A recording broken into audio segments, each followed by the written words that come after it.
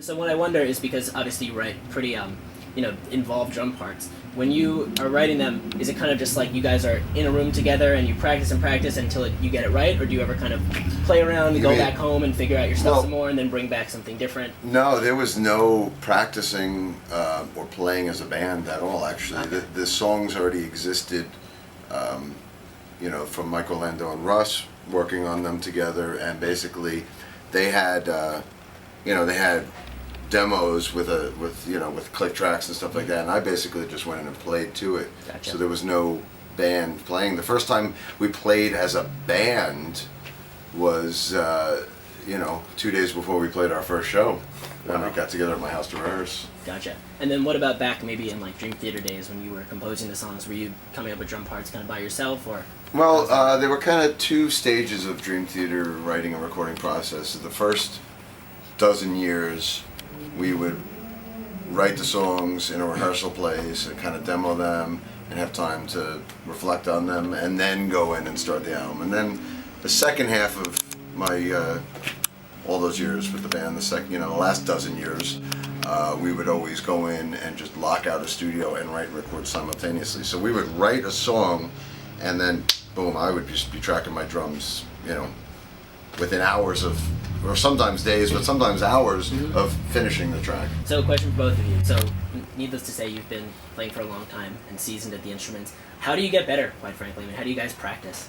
For me, playing different styles. Playing in this band is making me better. I'm playing in a way that I haven't done in a long time. I've been sort of in a different world with Disturbed and my previous projects, and there's a lot more freedom with this band, and we do a lot of improv, and it goes places that I haven't done in, I don't know, 12 or 13 years. So being in this band is actually challenging me to become a better player.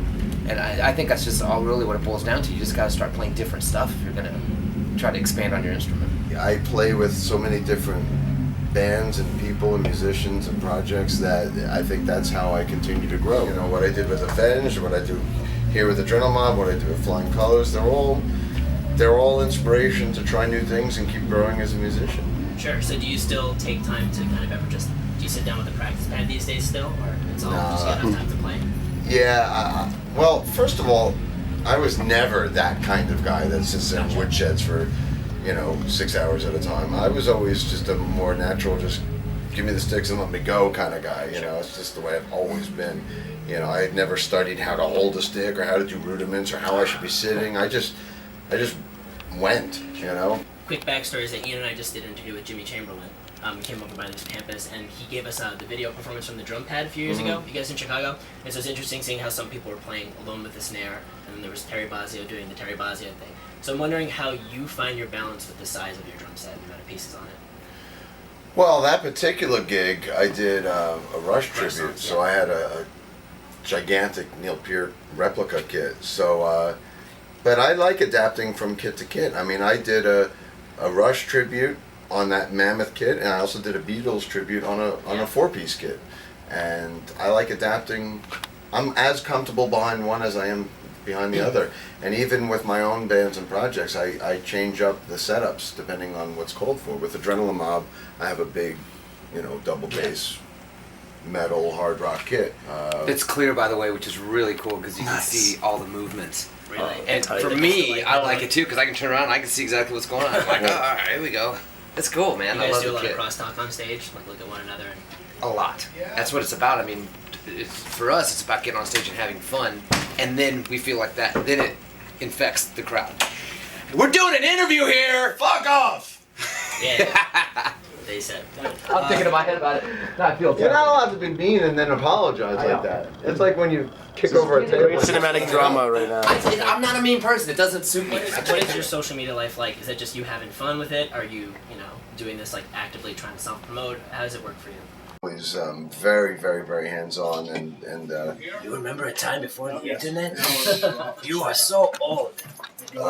Sorry guys, is that y'all knocking? I was just playing around. Go around, back down Just steps. playing.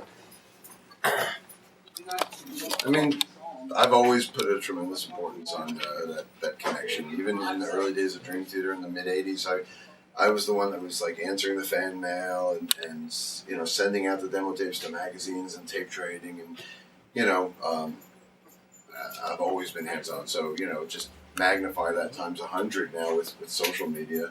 I put in a tremendous amount of importance on it for A, promoting what I'm doing and keeping people informed of what I'm doing, but B, also seeing the feedback and reading what people say, which sometimes makes me insane, but other times it's also, it's very good to have your finger on the pulse of what's going on. I mean, same thing, I mean, I don't do it. I haven't done it to the level that he's done it. Actually, for a lot of years when I was in Disturbed, I really kind of cherished my sort of private side, and only really lately have I started opening up, a Twitter account and doing more of a public Facebook page and really sharing my, when you open the door like that, people really do see what's really going on, and there's two ways to do it. You can just be that guy that plays on stage and you just connect with fans that way, or you can do what Mike does, where he takes it to the next level. An interesting topic I like talking to musicians about is Rock Band. You guys both have songs in sort of some of those music video games, at least with Disturbed and True Damage, for sure. And it's kind of controversial because some people have the attitude of get out and play real music, and some people say, well, it's a good way for kids to discover your music and access it. So I guess I'm wondering, were you guys involved at all with that getting into the game, and do you have any thoughts on it? I think it's great. I think that it definitely is a great way for kids to discover music. I think that a lot of people would not know who, Dragon Force is if it wasn't for Guitar Hero, And another thing, too, is rock goes through stages, music goes through stages, and it's just cool to have a place where, the gamers can go and actually rock out some, and they do connect with music, and maybe even some of them even pick up an instrument. So, I think it's great. Yeah, I mean, it's great for exposing kids to bands first and foremost, but I think it's also, even though you're not playing a real instrument, I think it's teaching kids to get the coordination. Like my son used to play the drums on them, and it helped him play in time and get the coordination and following the rhythms and the patterns. So I think it's also kind of, in a strange backwards way, it's educational, for rhythms and coordination and things like Have you that. ever played your songs on Rock Band? I can't do it. This, I gotta say, I'm sorry to interrupt. This guy learned how to play the drums playing Constant Motion. He was Really? trying Constant Motion out on I X. tried playing my own songs on the drums on Rock Band, and no way, I can't do it. Yeah, not that you need to, but... Good point.